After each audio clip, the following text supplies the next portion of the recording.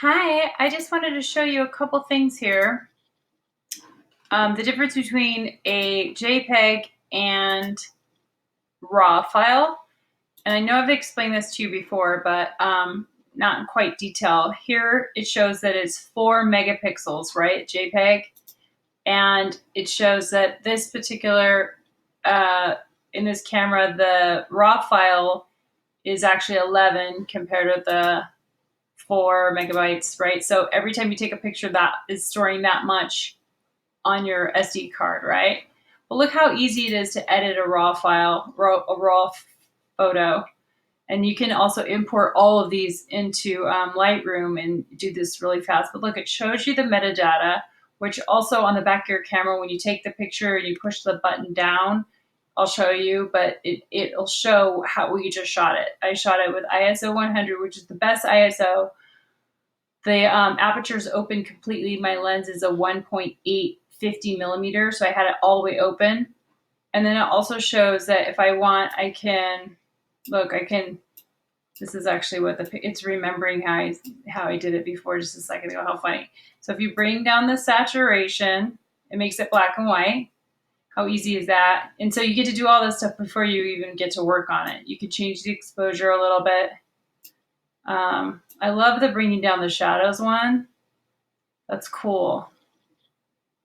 I like that. And I like to be able to sharpen. It's just really easy to sharpen. And then open the image. And we can compare that image with the JPEG when I'm done editing, and we'll decide, okay, which one looks better. But it's neat to be able to change it. Let's say you just didn't do the right exposure or something. So now we're going to show you what it's like to work with the JPEG. All right, so this is what you're going to need to do anyway for your low-key, high-key photos if you're shooting with DSLRs. I wanted you to touch it up a little bit in Photoshop. So open up your JPEG now, and let's see the difference. Okay, so I have also notice over here's my tools, and you can change your tools around like this. And if you lose your tools, oopsie, my tools are gone. You go to your window and it's in your tools. Here they are. Just as your layers, these are windows. These are important. And then these are tabs. This is your nav bar, file, edit, image, layer. All that's your nav, and these are your tabs. And these tabs can come down and go side by side. In Photopea, it can't. So when you're trying to combine images, you have to actually select one and put it over the other. So this is your RAW file, NEF. It's C something for Canon. And here we go. We're going to go to Image Adjustment Levels. So you actually have to, so it shows the histogram.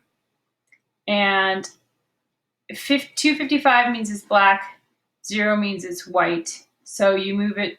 You want it to get darker, you move it towards black, right? These are your grays. These are your whites. You want to bring more whites down to white. That's what it looks like.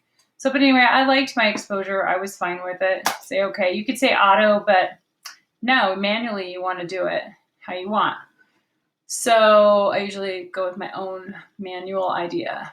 Then we want to make it black and white. There's 3 ways. There's more than 3 ways to make it black and white. You can go image adjustment, black and white, and say okay. And watch, it'll turn black and white. Yep. Another way is to go, let me undo. Another way is to go image adjustment, hue saturation. Whereas you can just bring down the saturation a little bit, but you can actually completely take it away so it's all the way black and white, or you can pump it up and be super, super saturated, but we're bringing it down. Cancel. Or you can go image mode grayscale. But when you go to grayscale, you can't put color on it. Watch. Discard. Discarding all my color. So I'm going to make a new layer, and I'm going to put paint on here. I'm going to pick pink. Watch. Picking pink. But look, it's gray. No matter what color I pick, it's going to be gray because we're in grayscale. Okay? So I was just trying to paint on here. kind of going slow because of the Screencastify that I'm recording. But if I go up here, hold on, I was thinking. Okay. Yeah. Oopsie. It didn't like that. It's too much for it. The painting. Okay, enough. Okay, image mode RGB. I can go back to that. No, don't button.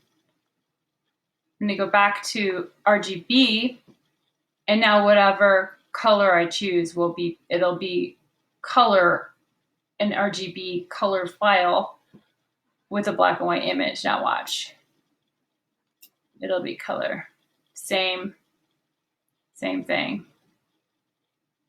There we go.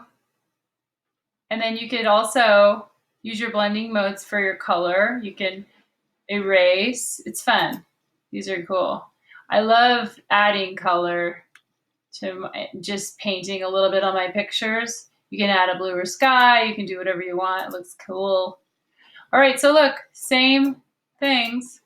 Does it show if we go to image size, if this is bigger, or it's probably exactly the same? It's 300 resolution, 10 by 15. Let's see what the raw is. I think it's exactly.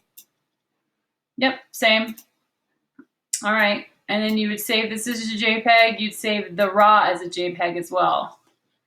Yeah, I mean, if we were working on that. And let me go back over here, look at our assignment. I wanted to show you the back of the camera. Is it going to let me? Oh, it's not letting me click on that. Shoot. Well, I'll have to talk about that, the back of your camera when you push down. But thank you.